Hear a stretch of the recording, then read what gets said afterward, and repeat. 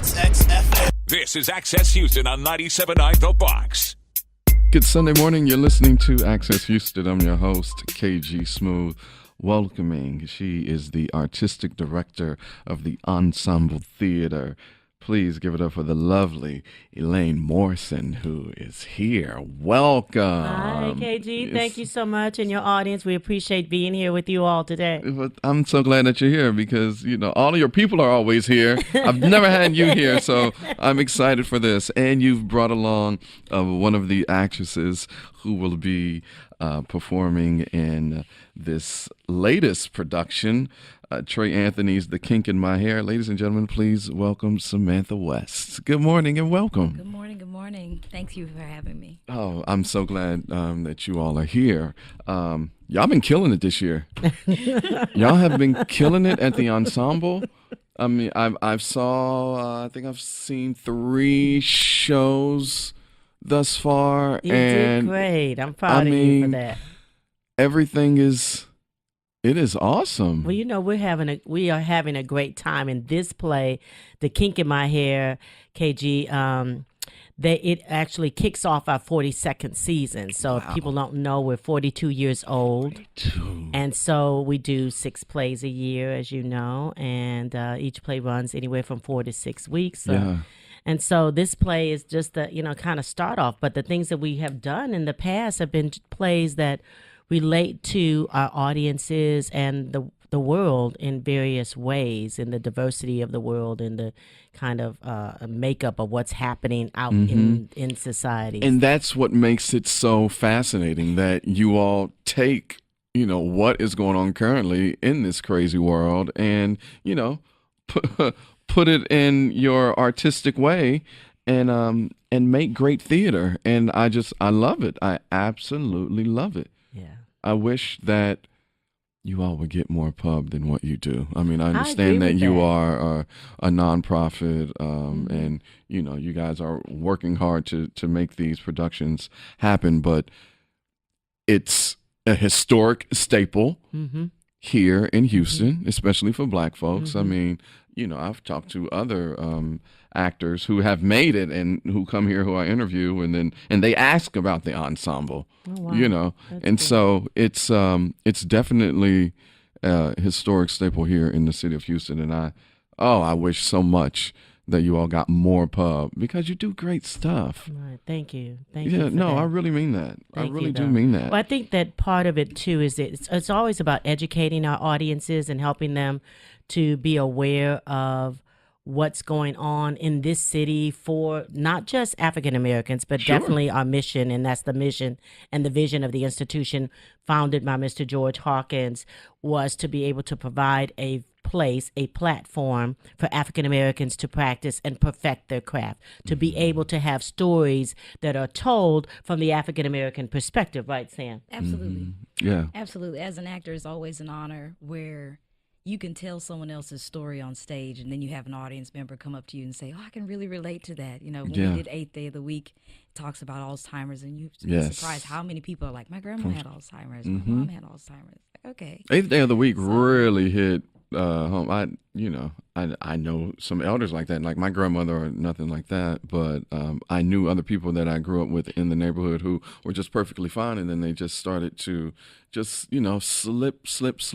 slip away. Right. And I think that that's part of what our mission is at the Ensemble Theatre, is to make sure that those stories are one that people can relate to in a way that is palatable for them to deal with. Yeah. Because that's what the arts are supposed to do. They're supposed to take real life situations and, one that you can look at and go, that as Sam said, that has happened to me. Elders in your community that's happened to. And it doesn't mean that you hide and shy away from it, but you confront it and you find other ways of being able to deal with it. That's the beauty of what art is for us, I think. Yes. You listen to Access Houston. We're talking to Eileen Morris and Samantha West from the Ensemble Theatre. The Kink in My Hair is about to start running. The run is September 20th through October the 14th, and then they'll have, by the time this airs, the previews will be over. But just know that from September 20th to October 14th, you can go to the Ensemble to check out Trey Anthony's The Kink in My Hair. Give us a brief synopsis of what this play is about. This play is about so much. It's a wide spectrum, but it definitely encounters sisterhood. The ladies are in a beauty salon, and it's their haven. It's their place to vent or talk about what they're going through. Hey, that's Black culture right there. And, I mean, there are just so many different stories in this play that the women tell, and so many different women characters that all relate in this one room. So that's really awesome, and the audience is going to love it. I'm anxious to know, is there that, that very golden yet offensive kind of moment that I'm sure every Black woman in America has experienced when, a white person wants to touch your hair. or they go ahead and touch it without your permission. That doesn't exactly happen in the play, KG, but what does happen is that there is a white woman that comes into the salon because she's following one of the actresses that's playing Stormy. What's Stormy's last name? She's playing a Hollywood star, and so she sees her and she wants her autograph. So she's just enamored by her, and she winds up sticking around because it's like she says, "This is fun. This feels funky. I feel good up in here." And so then she starts getting in the groove of being in the space, and then she feels like that she can just go and take somebody else's place, get in the chair, and they're like, "Oh no, wait a minute, you need to go on back to your place. We over here doing our thing. Why ain't you at the other place? We don't go to your place and do this. So you can't be jumping up in front of the chair in front of me. I've been here since 7:30 this morning. I need my hair done." And that's what one of the girls says. She says, "I just want my hair done. Can you please just do my hair?" And it's done through song, and it's done through humor and seriousness. And it touches, as Samantha said, on so many wonderful issues. I mean, from lesbianism, from, suicide prevention, from racial the difference in families, with light skin, dark skin. Colorism. And so there's a lot of issues that this deals with in a way that you go, "Oh, I know that happened in my family," or "This was somebody that I know about." So it gives you a lot to relate to, and it's all done through music and dance, and Yeah, so it's a musical. So it's a musical. That is so exciting. So get your tickets for Trey Anthony's The Kink in My Hair, running at the Ensemble Theatre September 20th through the 14th. I've been growing my hair out. I now empathize with Black women with the hair process. Yes. Because I've gone through it. I have I didn't know what I was doing. I was just making sure that it stayed, moisturized. It wasn't until way after maybe about a year and a half that I had been growing it out that I actually went to a salon and started getting the professional wash and the blow and all of tightened up and all of that. Yeah, and just learning how to take care of our hair. That's because it is very special. It is. I mean, but powerful though. Oh, absolutely. Absolutely. Well, that was for me one of the reasons I decided to go to Sister Locks, because I just felt that I was not meant to be in the European way and style of hair for me. I had done it for many years, but I had been natural for 10 years before I locked. But natural with press and comb. So that's still not totally natural, right? Because you're still putting that heat to your hair. And there's a scene in the play where the young girl is saying, "Mama, you just always wanted that." And then she starts pressing her hair. And every little girl remembers pulling your ear back, holding your hair, squinching up, being, feeling that pain, feeling that heat, feeling that hot comb around the your ear and all of that stuff. And for me, I felt like I didn't want that anymore. I just wanted to be able to let my hair do what it does, and it's grown, and I just feel like I'm so much healthier as a result of that. That's my choice. It doesn't work for everybody, and they even talk about that, don't you? Aren't there lines Oh, yeah. Well, She talks about the different hairstyles and just to embrace them, to really know who you are. That's her true message. That's what Yeah. it In the is. song, we're like twisted, dreaded, braided, threaded. That's right. Yeah. Fried, dyed, dried, you know, so. But I think ultimately, Sam hit on it. It's not about the hair. And Right. so even though the hair is an important part of who we are, it's about understanding who you are, what it is that you need, and how you make the best impact on life and human beings by understanding yourself and loving yourself. I love that. I can't wait to see it. I can't wait to see it now. I'm just excited. I can't even get my words together That's because right. you guys got me really hype about the Kink in My Hair, which is running September 20th through October the 14th. At the Ensemble Theatre. At the Ensemble Theatre. My hair journey, what I was going to get to was I now realize that, water is not your friend. Oh, my God. We say that line in the play, too. Yes.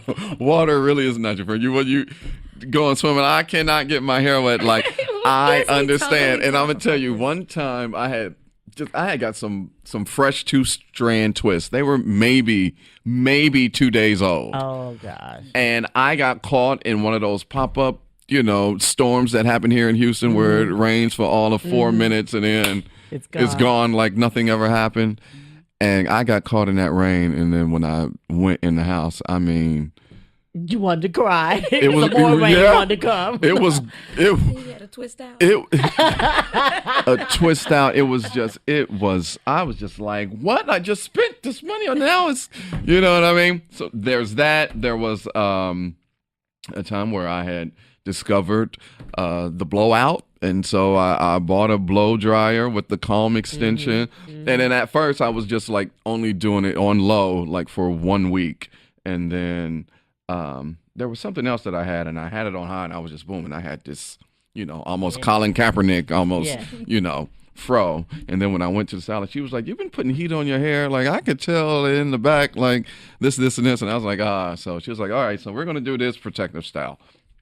Now, the girl had been asking me for a while to add some hair. I never wanted to add some hair, but I guess this day she just caught me on a good day. It's like, "Oh, I have this idea for you." "Oh, let's try it." This is the original girl that did my hair. This is the girl at the salon. And so she did it, and I rocked it throughout the month of August. Everybody liked it. When I took it out, some of my hair broke off. No. And I was How it like, goes. I'm like, what the? We totally What the talk what? about She all told this me in the that this play. is going to help it to grow. But then I learned synthetic hair and human hair don't mix. And so I went to the salon to get that good, scalp wash. And she was like, "Yeah, I see how that hair broke you off, in the back here. I see even the breakage." She was like, "But don't worry, it's only hair, So they gave me some virgin hair fertilizer, which helps your hair grow. And it really does work because after 1 week, I could tell with the new growth. I was like, oh, wow. So I now get it, Black women, when it comes to your hair and the care and water and weave and all of that. Just stay natural. Don't put no heat on the perms. Don't do that, ladies. As you know, I mean, because it comes with a lot of health issues. Yes, We're it does. learning. It does. Uterine fibroids and Yes. things that have to. Yeah. So and. But if you do choose to do that, because we know that women, they want to feel. Sometimes women don't feel as beautiful with natural hair. Yeah. Don't ask me why, but that Hey. does happen sometimes. I think it is really all about understanding and standing in your own truth and really being clear with what your needs are as a human being, whether it's your hair, whether it's your job, whether it's your family, whether it's whatever. You have your weight, your height. You have to be comfortable in your own space. And I think that that's what ultimately the things are about this play that, we can all relate to. Well, I want everybody to check it out at the Ensemble Theatre. The Trey Kink in My Anthony's Hair. The Kink in My Hair, running September 20th through October 14th. Go to, what's the website? The website is ensemblehouston.com. www.ensemblehouston.com, or they can call the Ensemble Theater 713-520-0055. And we do a bunch of other things that are going on this year. We're doing some kids shows on Saturdays in October, so they can check that out as well when they go to the website. And it goes, okay, yeah. And Let's set that up. Come back for all of that. But check out the Kink in My Hair at the Ensemble. It is directed by Miss Morris here, and the lovely Miss West is one of the actresses in the play. I'm so excited to see this. So thank you guys for coming on. Thank you for having us. We really appreciate it. Thanks to your listening audience. We appreciate their support always. Good Sunday morning. You're listening to Access Houston. I'm your host, KG Smooth. We are getting ready for the Susan G Komen Race for the Cure, happening on Saturday, October 6th, down at Sam Houston Park. Please welcome in the studio with me, market icon. You see him on television. He's giving us the weather. He has his community affairs program that airs on Sunday mornings. The one and only Khamberl Marshall in the building. Good morning, sir. Good to see you. Good morning. Good to see you as well. And also, we are welcoming Mr. Gilbert Garcia.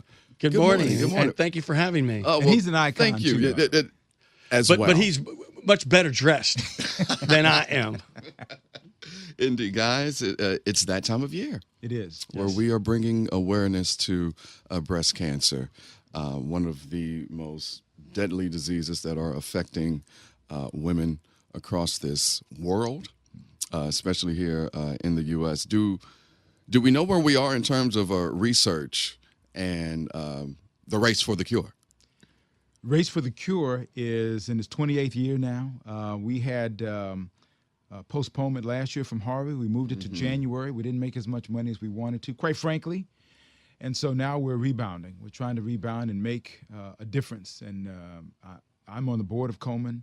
And as we started to get into closer to the race, that's, we really need to beef this thing up. And I talked to Gilbert, who I've known for a while, and Gilbert volunteered very quickly to come on as co-chair.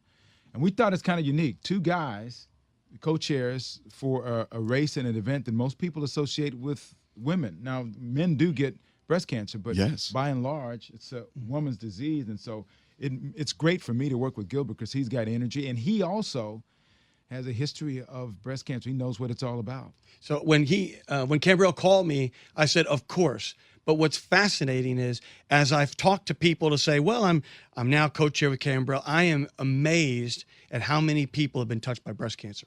Just about everyone I know either knows somebody or they've been touched personally. And for me, my mother is a survivor, and my cousin's wife is going through it as we speak. So I think it is a wonderful thing that we coming together October the 6th to celebrate this, to celebrate the survivors, to raise much needed money. Because just remember, of all the dollars raised, 3/4 go for services. And early detection is the key. And then 25% goes to hardcore research and development. And so we need everybody's in the community support. Yeah. Just as our very own Candy Eastman, who is a breast cancer survivor, she says early detection is the best protection.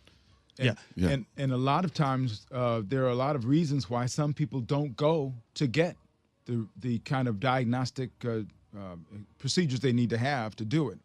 African-American women die at a much higher rate than Anglo women because of breast cancer. The numbers are startling. We know that across the country, African-American women are 40% more likely to die from breast cancer than white women. And in Houston, that number is even closer to 60%.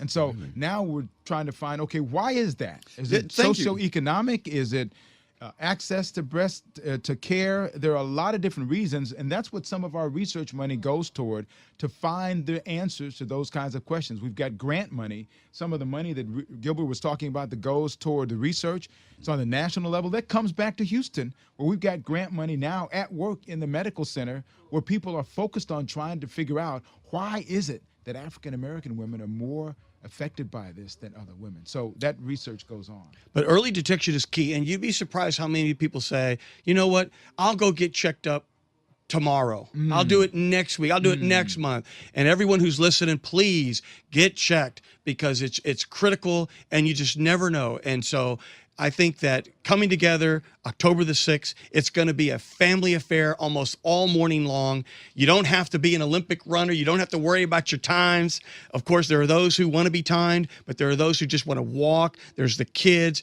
It's really a family affair. We got a 5K, but we also have 5K. It's a walk, for the family and kids. So you can run or just walk. And so there's different categories for different people. It's just a day of celebration, as he's talking about. And the money we raise, a lot of the money we give back in grants in the community as well. So TSU has one of our grants right now. The Rose has one of our grants right now. So a woman who says, well, I don't have money for a mammogram. Well, you don't need to have money for a mammogram. You just need to have the awareness that you need to have one. And we can make that happen. And Komen now provides direct services, too, to help women who have needs financially to get through some of the challenges they're going through. So those are all some of the benefits of the race and the money we raise from this event. And it's not a one and done. We need you to support this effort. We need everybody to rally all year long. All year long. This is just one of our main events, but we're doing things all year long because we've got to beat this disease, and we're going to together. Indeed. I got to tell you, it is one of the most festive walk runs in the city. People coming out representing with their pink on, the pink tutus, the whole, the whole nine. So it's become a family event. Yes. If you will, to help, find this cure as we race for the cure. Where do people need to get all the information, registration, teams, all of that? Komen-Houston.org. Komen-Houston.org is the website. You go there, and it's pink, and it's wonderful, and it's got all the different directions, and very easy to go to. So if you want to donate, if you want to start a team, if you want to fundraise, all kinds of options for you to be able to do. We have people who say, well, I don't know if I can do the race, but I can certainly have an event in my neighborhood. We're going to raise money, and we call it a third-party event, and they'll just give money to Komen for that. Or if you want to get a team together, invite people to join your team like I've done. My team is called Braille's Buddies. You can go on and look for my team and join my team or donate to my team or donate to me. That's one way you do it. And so individuals can do that all across this community and make that happen. Yeah. And it's going to be a celebration of life. Yeah. And when you see the survivors, when they cross that finish line, there's a certain magical glow about them. And so this is going to be a celebration of life, October the 6th. So save the date for Saturday, October the 6th down at Sam Houston Park for the Susan G Komen Race for the Cure. Man, Gilbert, nice to meet you. My pleasure. Thank you for having me. It's always a pleasure, brother. Always good to see you too, man. Thank you, guys. Thank you. We'll be back with more Access Houston on 97.9 The Box.